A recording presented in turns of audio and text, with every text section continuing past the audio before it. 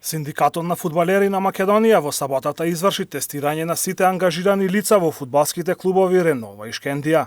Резултатите од тестирањето, кои пристигнаа вчера, предизвикаа вистински шок помеѓу љубителите на фудбалот, бидејќи дури 7 теста беа позитивни.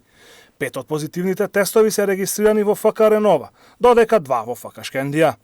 Нема официјална информација дали се работи за фудбалери, тренери или членови на раководствата на клубовите. Двата клуба веднаш ги прекинаат тренинзите на неодредено време и очекуваат насоки од Комисијата за заразни болести и Фудбалската федерација на Македонија дали и како ќе продолжат со тренинзи. Веднаш откако Синдикатот на фудбалери на Македонија ги соопшти резултатите, екипите на Вардар и Македонија Ѓорче Петров прекинаа со тренинзи на неодредено време, се до конечна одлука на Комисијата за заразни болести.